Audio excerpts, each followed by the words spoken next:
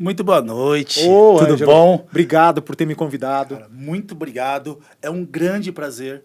Estou aqui hoje para aprender com você. Que isso. E espero que a gente faça uma bela entrevista e conte uma história linda e levar ao público aí que a história do Luiz Batti. Você que tem que me ensinar, porque é a primeira vez que eu dou entrevista para podcast. Me sinto honrado, quero te agradecer por estar aqui comigo e espero que isso fique marcado na história do nosso canal e seja a maior entrevista que a gente dê aí por muito tempo. Eu sei o quanto você se dedicou, o quanto você gosta do que você faz, trabalha 24 horas por dia, viu o quanto você se dedica.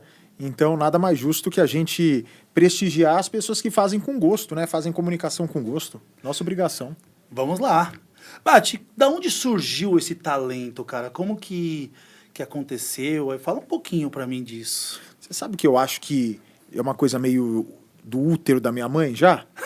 Porque ela conta a história que quando eu era bem pequeno, geralmente, não sei se hoje se faz ainda, os pais faziam chantagem com o filho para ele parar de usar chupeta, né? Porque a chupeta, depois de um tempo, começa a entortar o dente, essas coisas.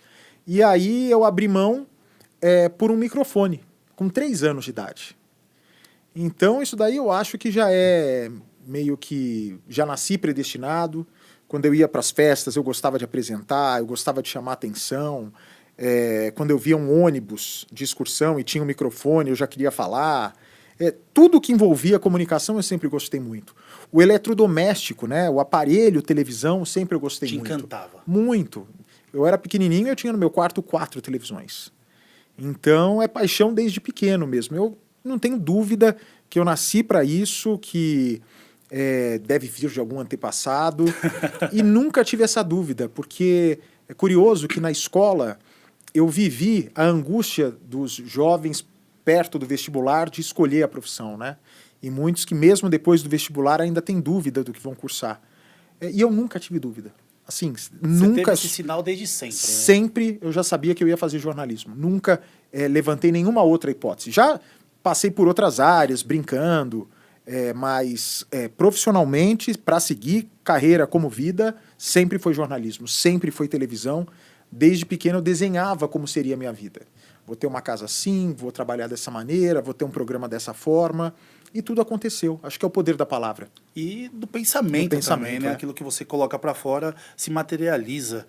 E aí, qual foi o primeiro momento que você entrou? Foi mais ou menos com 11 anos? Isso que seu pai acho que te levou para a rádio. Meu pai era médico ginecologista. Era um ginecologista que falava muito bem, né? Talvez eu tenha puxado parte desse dom dele de falar. Meus avós paternos, que eu tive pouquíssimo contato porque morreram quando eu era bem novo, eram atores, né? Então tem essa veia artística. E o meu pai, num sábado, foi dar entrevista na rádio e não tinha com quem me deixar em casa. Minha mãe tinha algum compromisso de trabalho, minha irmã era bem nova também, e ele disse, vamos na rádio comigo e você fica lá no estúdio comigo, fica esperando. E eu fui assim, desprendido. Quando eu vi o estúdio, quando eu vi microfone, aquela loucura, o retorno do ouvinte simultaneamente, em real time, eu fiquei apaixonado. Desde aquele sábado, eu nunca mais deixei de frequentar a rádio.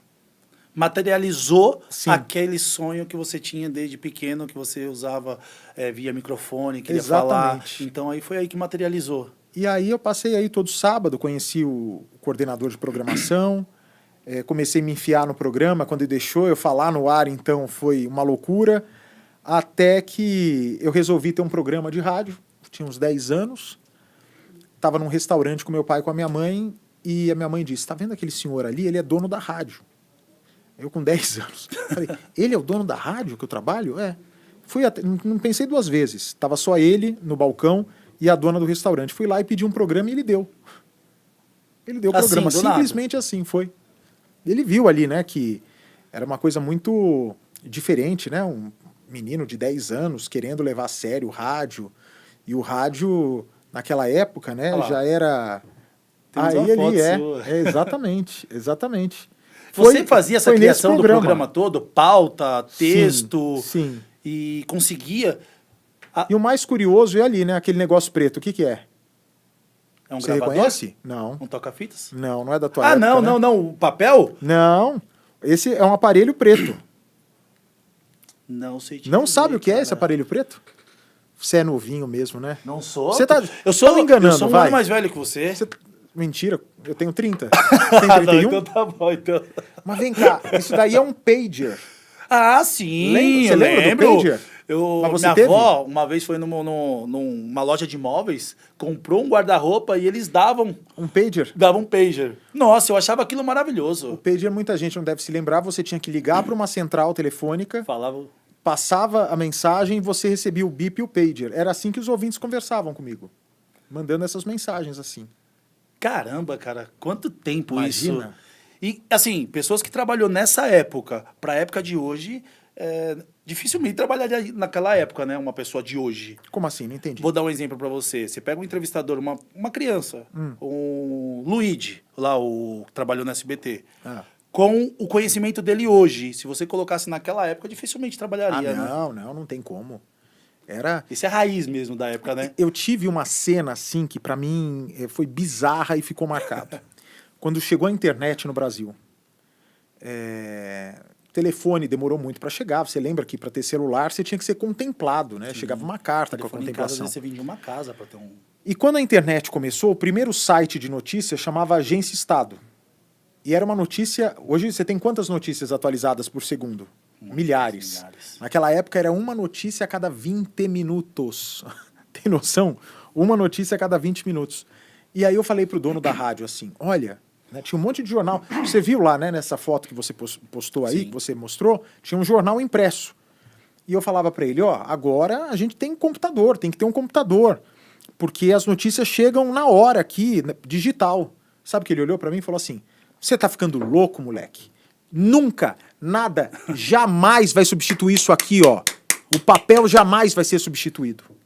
Eu fiquei até assustado, assim, né? Eu falei, desculpa, era só uma sugestão. Então, naquela época, a gente não tinha noção do que se tornaria a internet.